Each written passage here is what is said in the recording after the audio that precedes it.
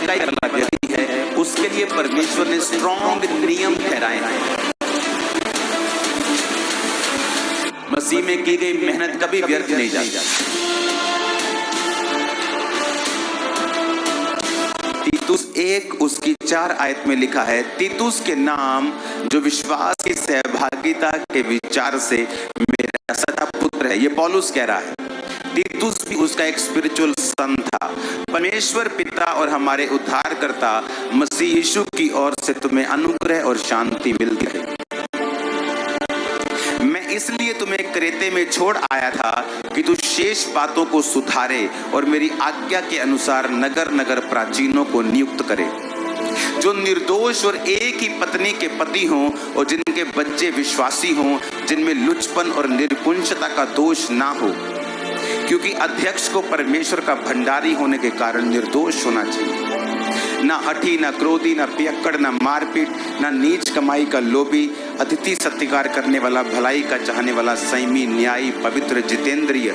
यानी जितेंद्रिय का मतलब कि जिसने अपनी इंद्रियों, जिसने अपनी वातावरण, अपने जीवन के ऊपर फतह को प्राप्त किया, जो अपने एटमॉस्फेयर से अपनी परिस्थितियों के सामने झुका ना हो। ये एक टीचिंग है जो एक प्रेरित पास्टर को दे रहा है। परमेश्वर के वचन के मुताबिक जो सेवकाई करने वाला व्यक्ति है उसके लिए परमेश्वर ने स्ट्रॉन्ग नियम ठहराए हैं। विश्वासियों के लिए वो नियम इतने स्ट्रॉन्ग नहीं। विश्वासी गलती करता है, माफी मांग लेता है, आमीन कर देता है, फिर गलती करता है, माफी मांग लेता है, उसकी लाइफ में ऐसे ही चलता रहता है। लेकिन सेवकों के लिए परमेश्वर ने ऐसा नियम नहीं ठहराया। सेवकों में तो ये भी लिखा है कि जो एक बार गिर गया वो दोबारा से उस फिर पदवी को ना, जो निर्दोष हो, एक ही पत्नी के पति हों, जिनके ऊपर कोई फाइनेंशियल फ्रॉड ना हो, जिनके ऊपर कोई फिजिकल फ्रॉड ना हो, जो अपने आप को इन दुनिया की चीजों से अलग रखते हों। तो वचन कहता है कि उसने नगर नगर प्राचीनों को नियुक्त किया और साथ में उसने बताया। अगर आप पौलुस की शिक्षाओं को पढ़ेंगे तो उसने अगर पत्रियां लिखी हैं, उन पत्रियों में सारी बात ही उसने चरित्र की है, विवेक की है, करैक्टर की है, विश्वास की है, अड़े और खड़े रहने की है, सताव सहने की है, प्रचार करने की है। वो ध्यान देता था कि जो प्राचीन, जो पास्टर्स हैं, सेवा करने वाले, उनके जो चरित्र हैं वो मजबूत हों, उनकी नींव मजबूत हो, उनकी जिंदगियां मजबूत हों, ताकि जो कलीसिया है वो उन्नति पाए, वो देह जो है वो उन्नति पाए। याद रखो, कलीसिया का एक काम है, पास्टर का एक काम है, प्रेरित का एक काम है, भविष्यद्वक्ता का एक काम है। हर एक व्यक्ति को परमेश्वर ने, बाइबल कहती है कि परमेश्वर ने कितनों को प्रेरित, कितनों को भविष्यद्वक्ता, कितनों को इवेंजलिस्ट, प्रचारक, कितनों को सिखाने वाले, कितनों को पास्टर्स, टीचर्स नियुक्त किया, ताकि परमेश्वर के जो लोग हैं वो उन्नति पाएं। मसीह की देह जो है वो कलीसिया जो है वो उन्नति पाए। पौलुस का भी यही काम था। वो जहां जाता था मिशनरियों को, वहां पे प्राचीनों को नियुक्त करता था, उनको कैरेक्टर के बारे में सिखाता था, पास्टर्स को सिखाता था कैसे जीवन जीना है, क्योंकि उसे मालूम था कि अगर मैं इनकी पर्सनल लाइफ में इनके कैरेक्टर को अगर मैं सेट कर दूंगा, इनकी स्पिरिट को सेट कर दूंगा, ये कभी भी गिरेंगे नहीं, ये कभी भी सेवा में रुकावट नहीं आएगी। ऊंची आवाज में को हालेलुया।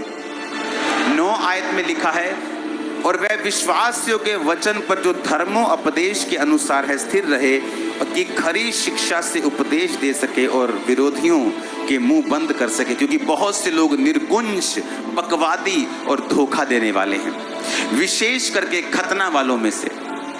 जब पौलुस प्रीच कर रहा था तो उसने कहा जो मेजर प्रॉब्लम है ना, वो पता क्या है?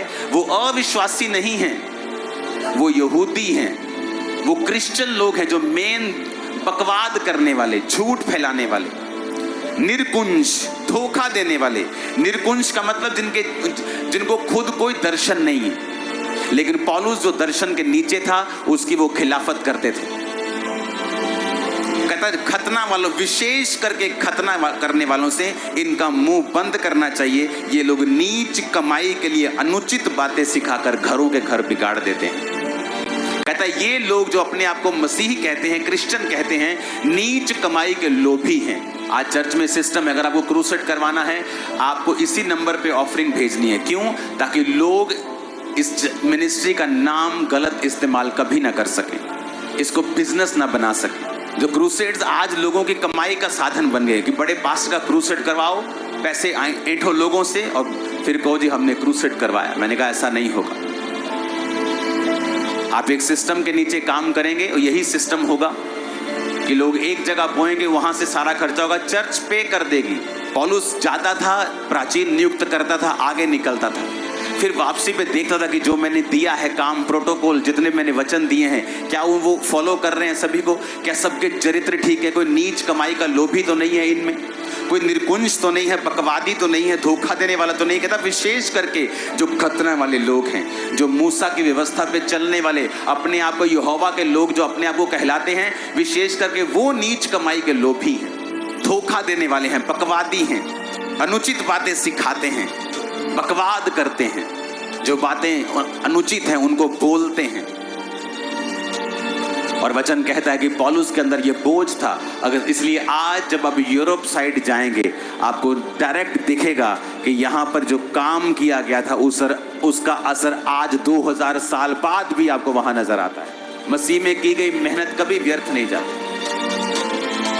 आज पूरा वर्ल्ड आप इस कलीसिया को देख रहा है, पंजाब की कलीसियाओं को वो देख रहे हैं कि किस तरह से परमेश्वर ने हमें ब्लेस किया और किस तरह से परमेश्वर ने आपकी मेहनत को व्यर्थ नहीं होने दिया। और आप रीजन बने लोगों के विश्वास में बढ़ने का, पास्टर्स के लिए इंकरेजमेंट में रहने का, कि परमेश्वर सब कुछ कर सकता है। अगर हम अड़े रहेंगे, खड़े रहेंगे, तो डेफिनेटली गवाही के साथ ही वापिस आएंगे। आमीन।